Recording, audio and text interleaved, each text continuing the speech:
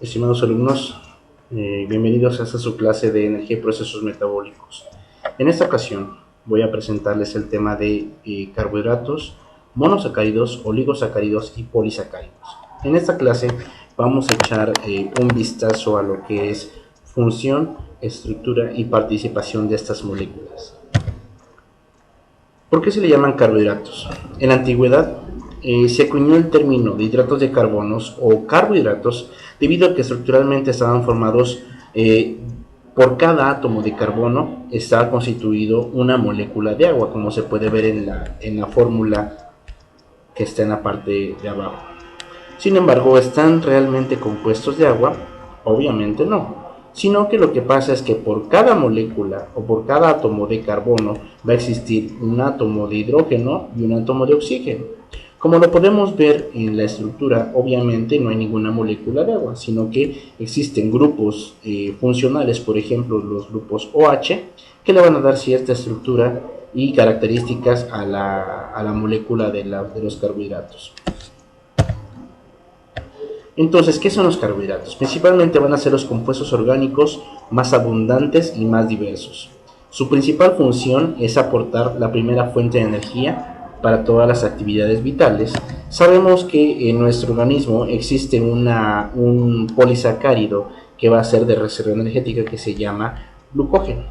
Cuando nosotros hacemos ejercicio y llegamos a un punto en el cual la glucosa en sangre es baja, obviamente este glucógeno lo que va a hacer es degradarse y empezar a formar moléculas de glucosa, los cuales se van a enviar hacia el torrente sanguíneo y nos van a proporcionar energía para llevar a cabo nuestras acciones. Ahora, ¿cuáles van a ser las características de los carbohidratos? Sabemos que los carbohidratos van a ser compuestos orgánicos más abundantes en la naturaleza y además los vamos a poder encontrar de muchas estructuras moleculares, es decir, de diferentes estructuras moleculares, diferentes tamaños y formas, y por lo tanto van a exhibir una gran variedad de propiedades tanto físicas y químicas. También van a ser muy abundantes, van a ser de fácil disponibilidad y además baratos. Y van a constituir más del 90% de la materia seca de los vegetales. Son un componente común en los alimentos, tanto como componentes naturales o bien como ingredientes añadidos.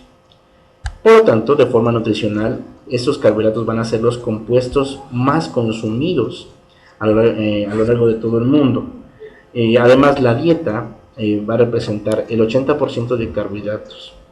Además, algo muy importante es que estos carbohidratos van a ser susceptibles a modificación tanto química y bioquímica.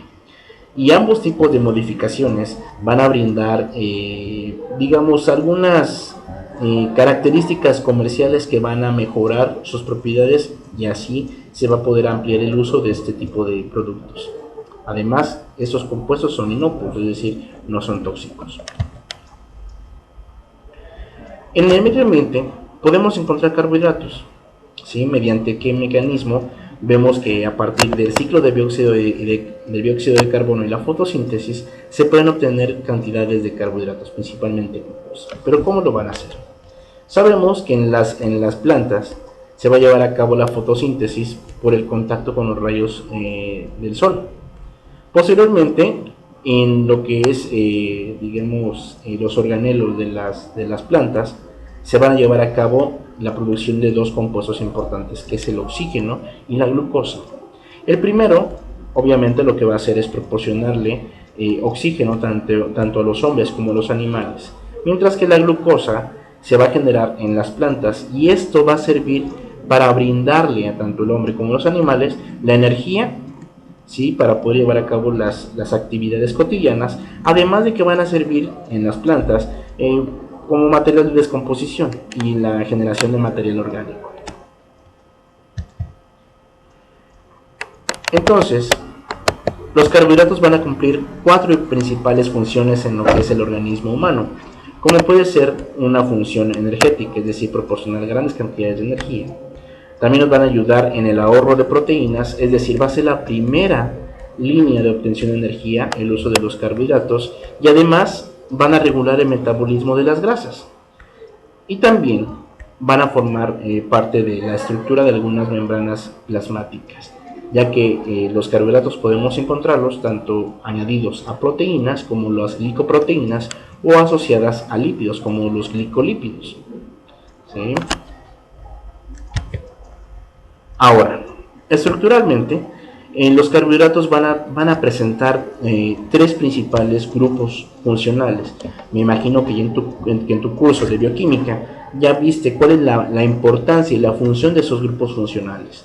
En el caso del grupo aldehído, se va a encontrar principalmente en los que se llaman polihidroxialdehídos. ¿Por qué se les llama así? Porque además de que van a contener el grupo aldehído, van a tener grandes cantidades de grupo hidroxilo. Y a lo mejor te has de preguntar para qué les sirve esos grupos funcionales. Pues obviamente le van a servir para poder interactuar, por ejemplo, con algunas moléculas de agua, generando que estos compuestos sean altamente solubles. ¿Sí? Y además de que la unión de la presencia de esos grupos radicales OH van a inducir que puedan generar interacciones con otras moléculas, por ejemplo, proteínas, lípidos u otros compuestos. Mientras que las polihidroxiacetonas, como su nombre lo dice, va a tener un grupo cetónico, ¿sí? Va a ser el cual va a estar caracterizado por la presencia de un carbono unido mediante un doble enlace al oxígeno. También va a constar de numerosos grupos hidroxilo, los cuales, como ya mencionamos anteriormente, le va a proporcionar las características de solubilidad y unión con otros compuestos. Entonces, ¿cómo vamos a clasificar los carbohidratos? Los vamos a clasificar como en tres grupos. Esto con base en la cantidad de azúcar o de moléculas de azúcar que tiene en su estructura. Por ejemplo, los monosacáridos van a tener solamente una molécula de azúcar. Los oligosacáridos van a tener de 2, 3 hasta 10 moléculas de azúcar, o los polisacáridos van a tener más de 10 moléculas de azúcar. Dentro de los monosacáridos tenemos a las aldosas, cetosas, que a su vez los vamos a poder encontrar clasificados en triosas, tetrosas, pentosas y hexosas. Y prácticamente de esto va a depender la cantidad de moléculas de carbono que van a tener en su estructura. Los oligosacáridos los vamos a poder clasificar en tres tipos: disacáridos, es decir, que tienen 2 moléculas de azúcar; trisacáridos, que son 3; o deca, que tienen hasta 10. Y más de 10 van a ser los polisacáridos.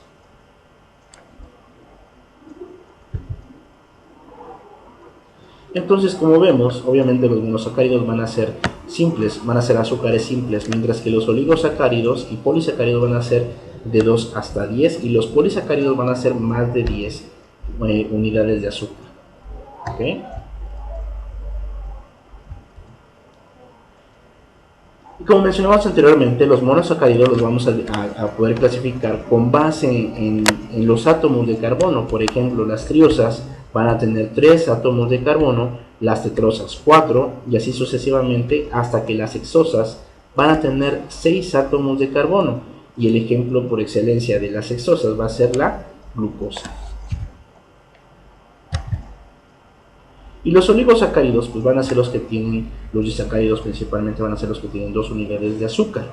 Por ejemplo, la sacarosa, que está compuesta de glucosa y fructosa; la lactosa, que está compuesta de galactosa y glucosa; ¿sí? La maltosa, que está compuesta de glucosa y 2 moléculas de glucosa; ¿sí? Y la celuliosa, que está compuesta de glucosa y otra molécula de glucosa. Dentro de los oligosacáridos tenemos al más conocido, que es la rafinosa, que es la unión de galactosa, glucosa y fructosa. Y dentro de los polisacáridos tenemos al almidón, glucógeno, celulosa y quitina. Y estas 4 moléculas van a cumplir funciones tanto de reserva energética como estructural. Otro método para clasificar los carbohidratos es con base digamos, a la simplicidad o a la complejidad de su estructura. ¿Sí? Por ejemplo, tenemos los carbohidratos buenos, ¿sí? O también llamados como carbohidratos complejos. ¿Por qué van a ser buenos? Porque van a requerir más trabajo para su digestión y por lo tanto la liberación de la energía va a ser gradual. ¿Dónde encontramos ese tipo de carbohidratos? Los vamos a encontrar principalmente en el trigo y sus derivados como panes integrales, cereales, pastas, tortillas, verduras, frutas y vegetales. ¿Y por qué se les consideran buenos? Porque también, aparte de que van a generar glucosa, o mejor dicho, van a generar azúcar o digamos carbohidratos, también son ricos en fibra y otros nutrientes. Van a tener un bajo índice glicémico, o sea que no van a producir aumentos rápidos de azúcar en la sangre, van a producir una sensación de saciedad y van a estimular el metabolismo.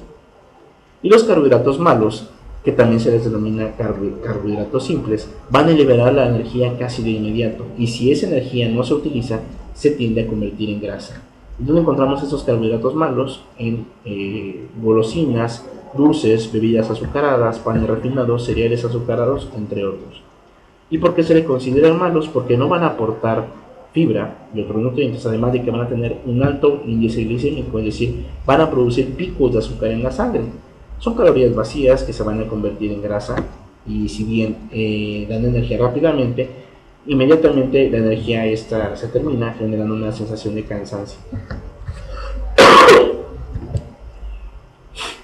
Y como lo vemos en esta imagen, por ejemplo, los carbohidratos simples, tenemos aquí en el eje de las Y, tenemos los niveles de glucosa en sangre, mientras que en el eje de las X tenemos el tiempo.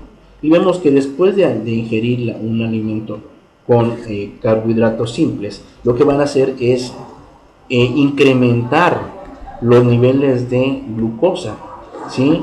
Y obviamente esos incrementos van a tener una disminución muy drástica, y esto nos va a generar a nosotros una sensación de hambre y un apetito excesivo, y obviamente eso va a generar un incremento en la cantidad de glucosa, y además generar un incremento en la cantidad de insulina. Esto puede desarrollar, por ejemplo, enfermedades como la diabetes.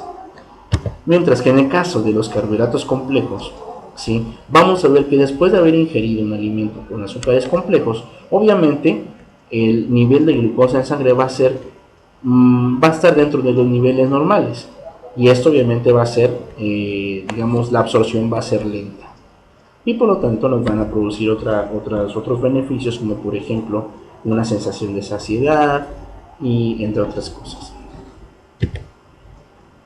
Entonces, el uso de los carbohidratos simples en el organismo nos van a generar una reacción de la insulina elevada, ¿sí? Entonces el azúcar el sobrante o el excedente se va a tender a convertir en grasa, y esto va a generar un aumento de peso y por lo tanto la presencia de enfermedades como diabetes o obesidad. Y el uso de carbohidratos complejos nos va a generar una reacción de insulina normal, ¿sí? Lo que va a hacer es que el cuerpo va a absorber lentamente los carbohidratos de estos carbohidratos complejos, y obviamente el azúcar o la glucosa que va a necesitar la va a utilizar a partir del mismo cuerpo, principalmente del tejido adiposo. Esto generándonos una estabilidad en nuestro peso, una sensación de saciedad, además tener un estado de salud óptimo. Dentro de los carbohidratos simples vamos a tener a la sacarosa o el azúcar de mesa, la miel, la fructosa, la galactosa de la leche, la manosa del maíz o la glucosa de la manzana. Mientras que en el caso de los carbohidratos complejos, los vamos a encontrar a la inulina de las alcachofas, al brócoli, de la rafinosa del brócoli, la oligofructosa de los plátanos, almidones de la patata, los mucílagos, que van a encontrar algunas semillas, o incluso la pectina que está presente en la manzana. Entonces, vamos a ver que la mayoría de los carbohidratos complejos van a ser polisacáridos, y estos van a tener ciertas características. Por ejemplo, los polisacáridos estructurales, como la quitina o la celulosa, van a formar puentes de hidrógeno intermoleculares muy fuertes, lo cual van a producir fibras muy rígidas y van a ser insolubles en agua. Y entonces la unión va a ser entre ellos mediante enlaces glucosídicos tipo beta, lo cual los va a hacer resistentes a enzimas, microorganismos y agentes químicos. Y en el caso del glucógeno, ¿sí?, que es reserva energética, las interacciones entre las unidades de azúcar van a ser muy débiles, lo cual van a hacer que sean muy vulnerables a enzimas, microorganismos y agentes químicos, debido a que van a presentar en su estructura un enlace glucosídico del tipo alfa, ¿sí? Lo cual lo va a ser un enlace muy débil. También van a ser solubles en agua y no van a producir fibra, ¿sí? Además, sus expresiones van a ser poco viscosas. Bueno, en el caso de los polisacáridos en los alimentos, vamos a ver que van a tener una gran cantidad de funciones o usos.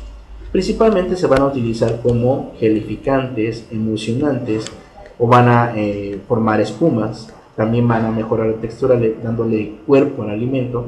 También van a constar o van a formar lo que es la fibra dietética, van a formar películas resistentes, agentes de suspensión de sólidos y líquidos, agentes adhesivos, entre otros. Y como vemos, al final los carbohidratos van a ser muy importantes en nuestra vida cotidiana, ¿sí? Por eso es que en esta unidad, antes de empezar con lo que son reacciones metabólicas, es importante que nosotros sepamos cuáles son la función de los polisacáridos, perdón, de los carbohidratos, saber la estructura, ¿sí? Y saber cuáles son los procesos tanto de digestión, absorción y transporte de esos compuestos. Chicos, pues por mi parte es todo. Ya saben que si tienen alguna duda, me pueden mandar mensaje a mi correo electrónico, o aquí mismo abajo del video pueden colocar su duda. Un gusto saludarlos y que tengan un excelente día.